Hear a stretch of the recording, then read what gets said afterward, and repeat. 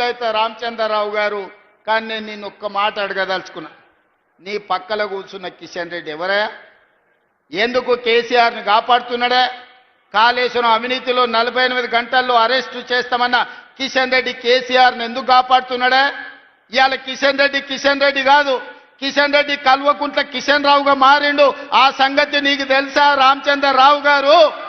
ధర్మపురి అరవింద్ గారు, మీ కిషన్ రెడ్డి కాదు, ఇవాళ మీ కిషన్ రెడ్డి కల్వకుంట్ల కిషన్ రావుగా మారిండు. కేసీఆర్ కో కొడుకున్నాడు, కేసీఆర్ కో పుత్రుడు ఉన్నాడు, దొంగ పుత్రుడు కేటీఆర్. ఇవాళ కేసీఆర్కి ఇంకో దత్తత పుత్రుడు ఉన్నాడు, ఆయన పేరు కల్వకుంట్ల కిషన్ రావు. దొంగ పుత్రుడు దత్తపుత్రుడు కలిసి ఈ రోజు కేసీఆర్ అవినీతిని కాపాడే ప్రయత్నం చేస్తున్నారు. మొట్టమొదట రామచంద్రరావు గారు కిషన్ రెడ్డి గారిని జనజీవన స్రవంతిలోకి తీసుకురా.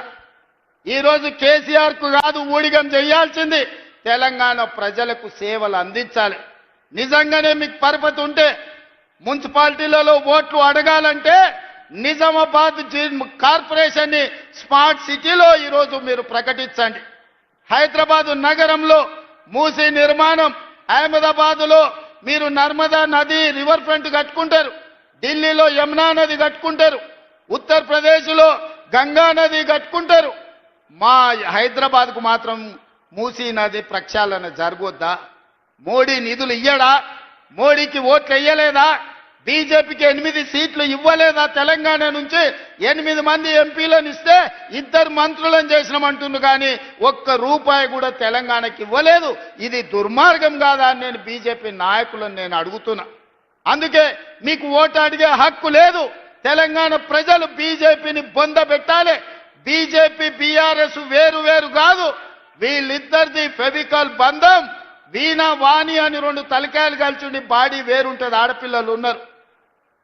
బీజేపీ బీఆర్ఎస్ బంధం కూడా విడదీయరాని ఫెవికల్ బంధం. ఇవాళ బీజేపీ కేసిన బీఆర్ఎస్ కేసిన ఒక్కటే, ఆ ఓట్లు తీసుకెళ్లి మూసీ నదిలో వేసినట్టే. ఎందుకంటే ఇవాళ ప్రభుత్వం అనేది ఉన్నది, 2 ఏళ్లే మనం పూర్తి చేసుకున్నది. ఇంకా 8 ఏళ్లు కాంగ్రెస్ పార్టీ అధికారంలో ఉంటుంది, తెలంగాణను అభివృద్ధి చేస్తుంది. ఈ అభివృద్ధిలో నిజామాబాద్కు ప్రత్యేకమైన స్థానం ఉంటుంది. నిజామాబాద్ నుంచే ఈ తెలంగాణ అభివృద్ధికి పునాదులు వేస్తాం. నిజామాబాద్కి ఎయిర్పోర్టును తీసుకొచ్చే బాధ్యత మా ప్రభుత్వం తీసుకుంటుంది. ఇవాళ ఆదిలాబాద్లో ఎయిర్పోర్టు తెచ్చినాం, వరంగల్లో ఎయిర్పోర్టు తెచ్చినాం, వరంగల్కి అండర్ గ్రౌండ్ డ్రైనేజ్ ఇచ్చినాం. ఇవాళ కరీంనగర్ ఔటర్ రింగ్ రోడ్ ఇస్తున్నాం, వరంగల్ ఔటర్ రింగ్ రోడ్ ఇవ్వబోతున్నాం. ఇవన్నీ పథకాలు జరిగినాయంటే కాంగ్రెస్ పార్టీ అధికారంలో ఉంది కాబట్టే ఇవాళ పేదలకు న్యాయం జరిగింది. అదేవిధంగా టీఆర్ఎస్ వాళ్ళు అంటూరు ఏం చేసిరని నేను